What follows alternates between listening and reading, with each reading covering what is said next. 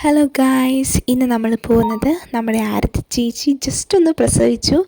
അപ്പം ഒരു ബേബി ബോയിനെ കിട്ടി. അപ്പോൾ നമ്മൾ ആ ബേബി ബോയിനെ ഒന്ന് കാണാൻ വേണ്ടി പോവാണ്. അപ്പം നമ്മുടെ കൂടെ മമ്മിയുണ്ട്, ഞാനുണ്ട്, പിന്നെ ആൻറ്റി ഉണ്ട്, മമ്മിയുടെ ആങ്ങളയുടെ ഭാര്യയാണ്. അപ്പോൾ നമ്മൾ ബസ് കയറാൻ വേണ്ടി അവിടെ നിൽക്കുകയാണ്. അപ്പോൾ അവരുടെ ഇങ്ങനെ എന്തൊക്കെയോ അവിടെ സംസാരിച്ചുകൊണ്ട് നിൽക്കുകയാണ്. അപ്പോൾ നല്ല മഴയായിരുന്നു. അങ്ങനെ കുറച്ച് കഴിഞ്ഞപ്പം ബസ്സൊക്കെ വന്നു. ബസ്സിൽ കയറിയിരുന്നു. അങ്ങനെ ഈ ബസ്സെന്ന് പറഞ്ഞാൽ നെടുകുന്നം വഴി പോയിട്ട് കറുകച്ചാലിൽ കൊണ്ടുപോയി നിർത്തും. എന്നിട്ടത് കോട്ടയം റൂട്ടാണ്, നമുക്ക് ചങ്ങനാശ്ശേരി റൂട്ടാണ് പോകേണ്ടത്.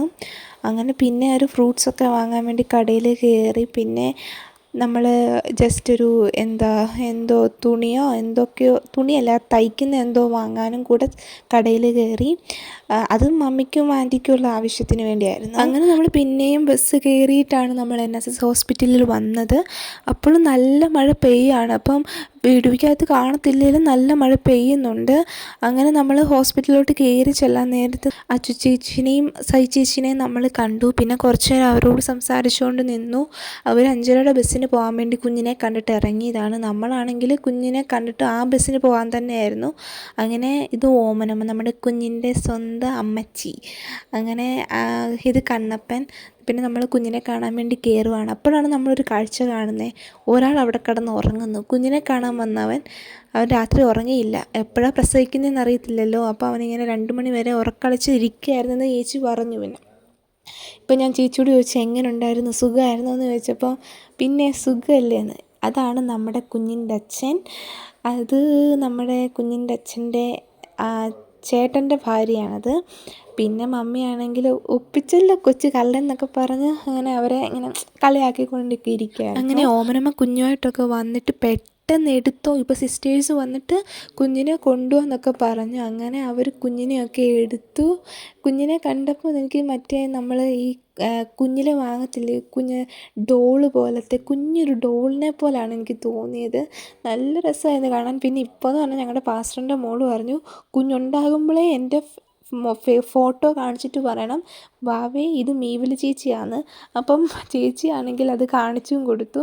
പിന്നെ ഞാൻ കുഞ്ഞിനെ എടുത്തു. ഞാൻ ആദ്യമായിട്ടാണ് ജനിച്ചൊരു കുഞ്ഞിനെ എടുക്കുന്നത്. നല്ല രസമായിരുന്നു. ഒരു പഞ്ഞിക്കെട്ട് പിടിക്കുന്ന പോലായിരുന്നു. പിന്നെ ആണെങ്കിൽ നമ്മൾ കുറച്ച് നേരം അവിടെ ഇരുന്ന് സംസാരിച്ചൊക്കെ ഇരുന്നു. അങ്ങനെ കുറച്ച് കഴിഞ്ഞപ്പോൾ കുഞ്ഞിനെ ആണെങ്കിൽ ആരതി ചേച്ചിയുടെ അടുത്ത് കടത്തി. കാരണം ഇത്രയും നേരമായിട്ട് അങ്ങനെ ഒന്നും കടത്തിയില്ലായിരുന്നു. ആരതി ചേച്ചി ശരിക്കും കുഞ്ഞിനെ ഒന്നും കണ്ടില്ലായിരുന്നു.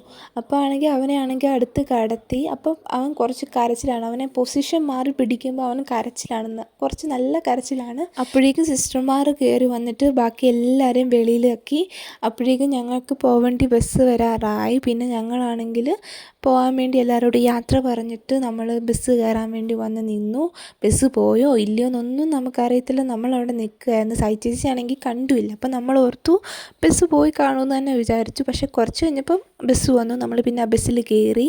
കറുകച്ചാലിൽ നിന്ന് സൈച്ചേച്ചി കയറി. പിന്നെ നമ്മൾ വീട്ടിലോട്ട് നടന്നു പോവുകയാണ്.